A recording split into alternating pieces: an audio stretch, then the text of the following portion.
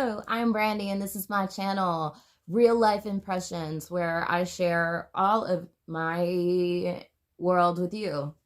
Sometimes it's reading books, sometimes it's about health, sometimes it's about homeschool, sometimes it's about homesteading. Who knows?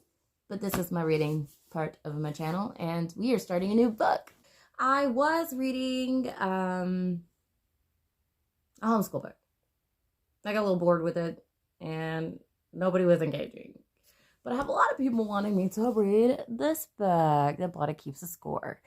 And it is totally fitting, and I've been really wanting to read it. So let's read it together. Okay.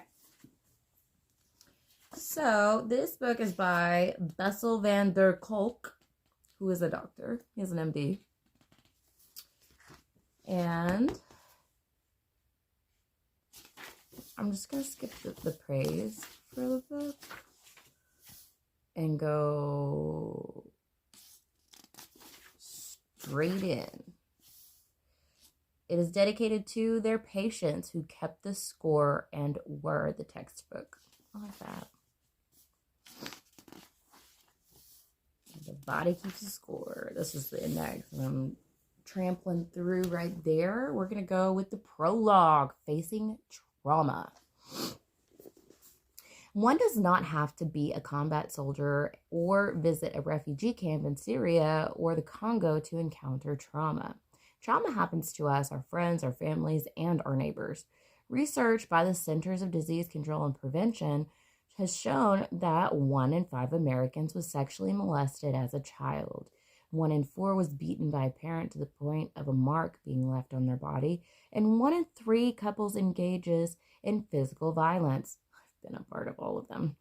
A quarter of us grew up with an alcoholic relative, also there, and 1 out of 8 witnessed their mother being beaten or hit. Another ding! I wonder why I've got trauma. As human beings, we belong to an extremely resilient species. Yes, we do. Since time immemorial, we have rebounded from our relentless wars, countless disasters, both natural and man-made, and the violence and betrayal in our own lives. But traumatic experiences do leave traces, whether on a large scale, on our histories and cultures, or close to home, on our families with dark secrets and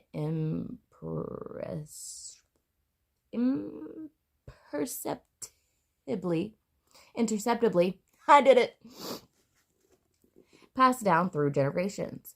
They also leave traces on our minds and emotions, on our capacity for joy and intimacy, and even our biology and immune systems. Trauma affects not only those who are directly exposed to it, but also those around them. Soldiers returning home from the combat may frighten their families with their rages and emotional absence. The wives and men who suffer from PTSD tend to become depressed, and the children of depressed mothers are at risk for growing up insecure and anxious. My poor children. Having been exposed to family violence as a child often makes it difficult to establish stable, trusting relationships as an adult. Does it though? Trauma, by definition, is unbearable and intolerable. Most rape victims, combat soldiers, and children who have been molested become so upset when they think about what they have experienced that they try to push it out of their minds, trying to act as if nothing happened and move on. It takes tremendous energy to keep functioning while carrying the memory of terror and the shame of utter weakness and vulnerability. While we all want to move beyond trauma, the part of our brain that is devoted to ensuring our survival, deep below our rational brain, is not very good at denial. Long after traumatic experience is over, it may be reactivated if the slightest hint of danger is mobilized during brain circuits and secrete massive amounts of stress hormones, which you could literally be allergic to an overdose of cortisol. This precipitates unpleasant emotions, intense physical sensations, and impulsive and aggressive reactions. These post-traumatic reactions feel incomprehensible and overwhelming. Feeling out of control, survivors of trauma often begin to fear that they are damaged to the core and beyond redemption. Have you ever felt that way? I have. The first time I remember being drawn to the study of medicine was at a summer camp when I was about 14 years old. My cousin Michael kept me up all night explaining the intricacies of how kidneys work, how they secreted the body's waste materials and then reabsorb the chemicals that keep the system in balance, which that's really cool. I was riveted by his account of the miraculous way the body functions. Later, during every stage of my medical training, whether I was studying in surgery, cardiology, or pediatrics, it was obvious to me that the key to healing was understanding how the human organism works. When I began my psychiatry rotation, however, I was struck by the contrast between the incredible complexity of the mind and the ways that we human beings are connected and attached to one another, and how little psychiatrists knew about the origins of the problems that they were treating. Would it be possible one day to know as much about brains and minds and love as we do about the other systems that make up our organism? We're obviously still years from attaining that sort of detailed understanding, but the birth of 3 new branches of science has led to an explosion of knowledge about the effects of the psychological trauma, abuse, and neglect. Those new disciplines are neuroscience, the study of how the brain supports mental processes; developmental psychopathology, the study of the impact of adverse experiences on development of mind and brain; and interpersonal neurobiology, the study of how our behavior influences the emotions of biology and mindsets of those around us. Research from these new disciplines has revealed that trauma produces actual physiological changes, including a recalibration of the mind's alarm system, an increase of stress hormone activity, and alterations in the system that filters relevant information from irrelevant. We now know that trauma compromises the brain areas that communicates the physical, embodied feeling of being alive. These changes explain why traumatized individuals become hypervigilant to threat at the expense of spontaneously engaging in their day-to-day lives. Stuck in fight or flight, or freeze or fawn. They also help us to understand why traumatized people so often keep repeating the same problems that they have such trouble learning from experiences. We now know that their behaviors are not a result of moral failings and signs of lack of willpower or bad character. They are caused by actual changes in the brain. This vast increase in our knowledge about the basic processes of the underlying trauma has also opened up the new possibilities to palliate, or even reverse the damage. We can now develop methods and experiences that utilize the brain's own natural neuroplasticity to help survivors feel fully alive in the present and move on with their lives. How exciting. There are fundamentally 3 avenues. 1, top down by talking, reconnecting with others and allowing ourselves to know and understand what's going on with us while processing the memories of the trauma.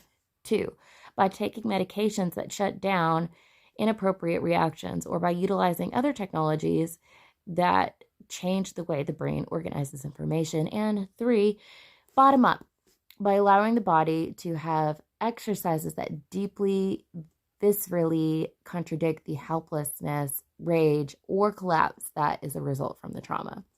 Which one of these is best for any particular survival is an empirical question.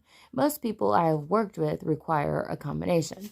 This has been my life's work. In this effort, I have been supported by my colleagues and students at the Trauma Center, which I founded 33 years ago. 30 years ago. I don't know why I said 33. Together, we have treated thousands of traumatized children and adults, victims of child abuse, natural disasters, wars, accidents, and human trafficking, people who have suffered assaults by intimates and strangers. We have a long tradition of discussing all of our patients in great depth at weekly treatment team meetings and carefully tracking how well different forms of treatment work for particular individuals. Our principal mission has always been to take care of the children and adults who have come to us for treatment. But from the very beginning, we have also dedicated ourselves to conducting research to explore the effects of traumatic stress on different populations and to determine what treatments work for whom. We have been supported by research grants from the Natural Institute of Mental Health, the National Center for Complementary and Alternative Medicine, and the Centers for Disease Control, and a number of private foundations to study the efficacy of many different forms of treatment, from medications to talking, yoga, EMDR, theater, and neurofeedback. The challenge is, how can people gain control over the residues of past trauma and return to being masters of their own ship? Talking, understanding, and human connections help, and drugs can dampen hyperactive alarm systems. But we will also see that the imprints from the past can be transformed by having physical experiences that directly contradict the helplessness, rage, and collapse that are part of the trauma, and thereby regaining self-mastery. I have no preferred treatment modality, as no single approach fits everybody, but I practice all the forms of treatment that I discuss in this book. Each one of them can produce profound changes, depending on the nature of the particular problem and the makeup of the individual person. I wrote this book to serve as both a guide and an invitation to dedicate ourselves to facing the reality of trauma, to explore how best to treat it, and to commit ourselves as a society to using every means that we have to prevent it. And then we go to part 1 in the next video. Thanks for watching.